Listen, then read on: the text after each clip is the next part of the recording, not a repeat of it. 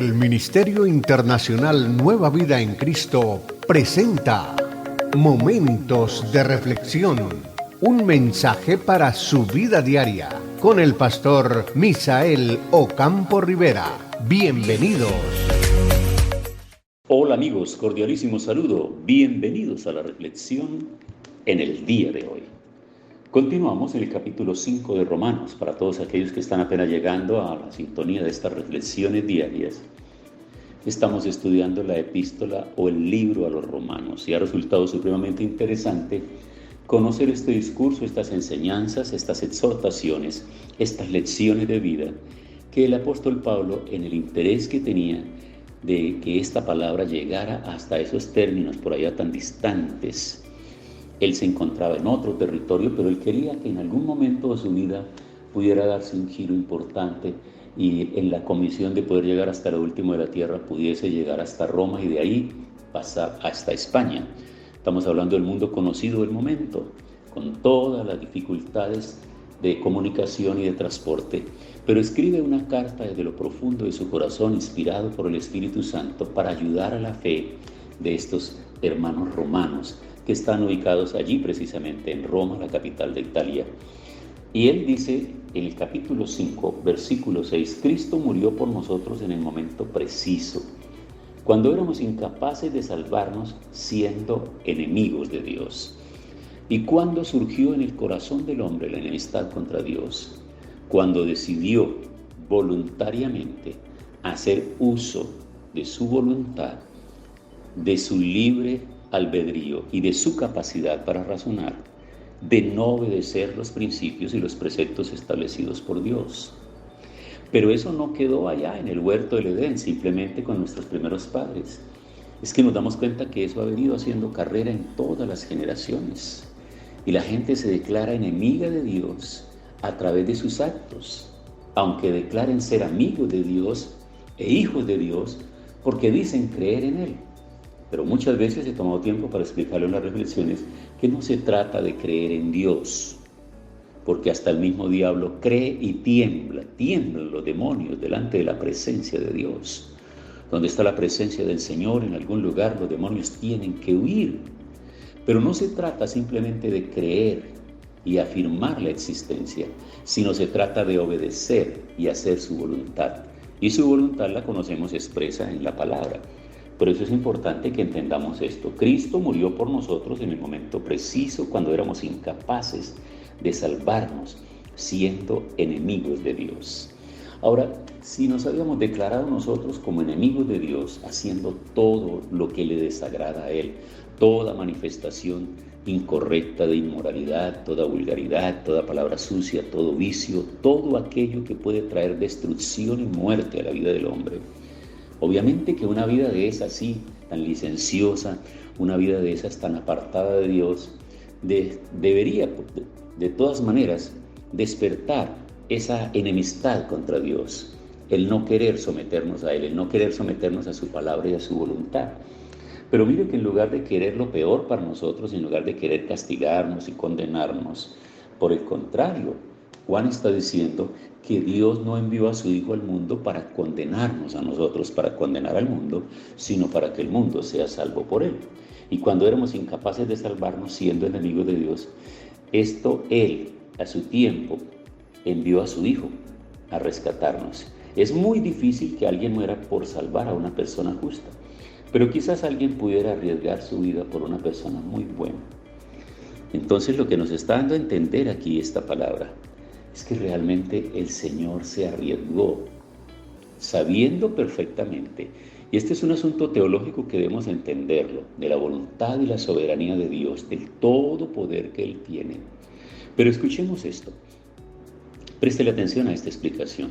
En esa voluntad absoluta que tiene Dios, que no debe pedir permiso absolutamente a nadie, Él ha establecido en el mundo unas leyes naturales. Él ha establecido unos principios y Él ha dotado al hombre de imagen y de semejanza y de una capacidad para pensar, para crear, para inventar, para construir y para hacer todo aquello que sea necesario. Pero eso es debido a que el hombre es un ser creado a imagen y semejanza de Dios. y lo he explicado en otras reflexiones, que esto consiste exactamente en que tenemos y que somos seres inteligentes, que podemos ser proactivos, creativos, que podemos hacer. De hecho, cuando lo colocó en el huerto al hombre, le dio el poder y la autoridad para regir el mundo, para hacer aquello que hiciese falta, todo aquello que el hombre necesitase para su comodidad, él lo podía construir, hacer, llevarlo a cabo, porque Dios depositó en él esa capacidad. No solamente para hacer cosas, sino que depositó en el hombre esa capacidad también para procrear y tener esa capacidad de reproducirse en más seres humanos. Y esos son los millones y millones y millones de habitantes que tiene el mundo, en todos los lugares geográficos del mundo, en todas las razas, todos los pueblos, esa capacidad de multiplicarse. Excepcionalmente hay algunas personas que no lo pueden hacer. No obstante, mediante tratamientos científicos y médicos, algunos de ellos han logrado el objetivo también de reproducirse. Pero bien, no se trata de eso el tema. Lo que se trata es de darnos cuenta que en esa enemistad del hombre con Dios, Dios, en lugar de tratarlo de igual manera, como si se tratase de un enemigo al que hay que destruir, que hay que aniquilar, por el contrario, envió a su Hijo para que nosotros pudiésemos tener esa esperanza de relacionarnos con Él directamente. Por eso vale la pena que le prestemos atención, porque dice: en cambio Dios nos demostró su amor en que Cristo murió por nosotros aún cuando éramos pecadores. Y ese es el sello de garantía, esa es la palabra importante que quiero que hoy nos quede claro a todos nosotros.